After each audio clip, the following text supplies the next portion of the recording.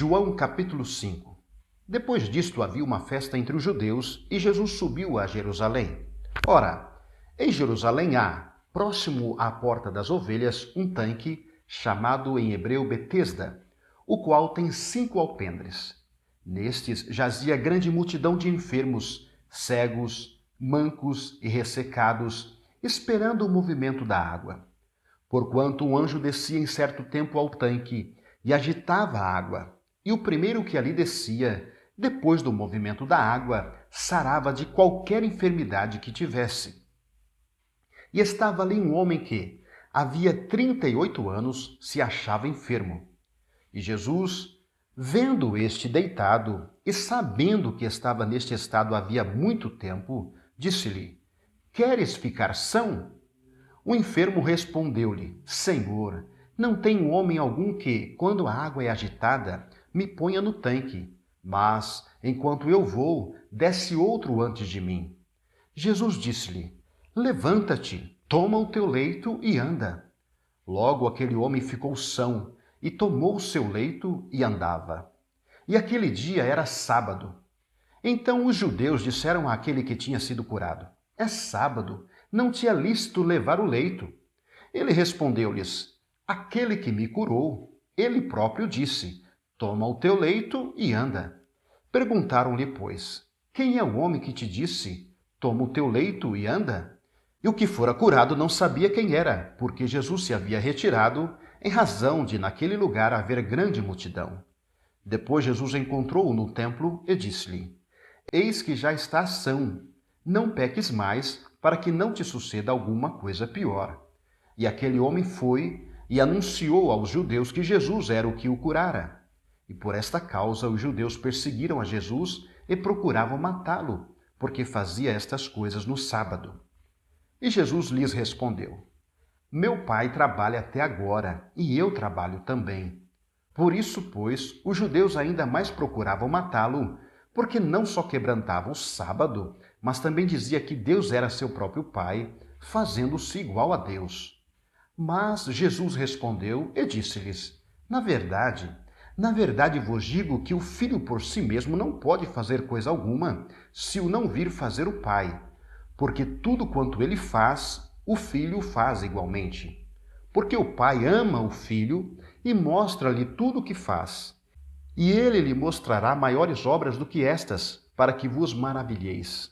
Pois, assim como o Pai ressuscita os mortos e os vivifica, assim também o Filho vivifica aqueles que quer.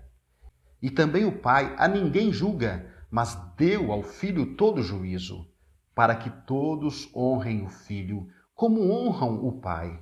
Quem não honra o Filho, não honra o Pai que o enviou. Na verdade vos digo que quem ouve a minha palavra e crê naquele que me enviou, tem a vida eterna, e não entrará em condenação, mas passou da morte para a vida.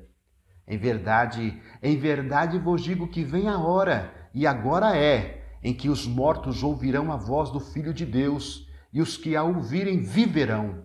Porque, como o Pai tem a vida em si mesmo, assim deu também ao Filho ter a vida em si mesmo.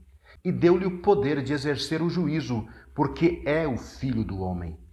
Não vos maravilheis disto, porque vem a hora em que todos os que estão nos sepulcros ouvirão a sua voz. E os que fizerem o bem sairão para a ressurreição da vida, e os que fizerem o mal para a ressurreição da condenação.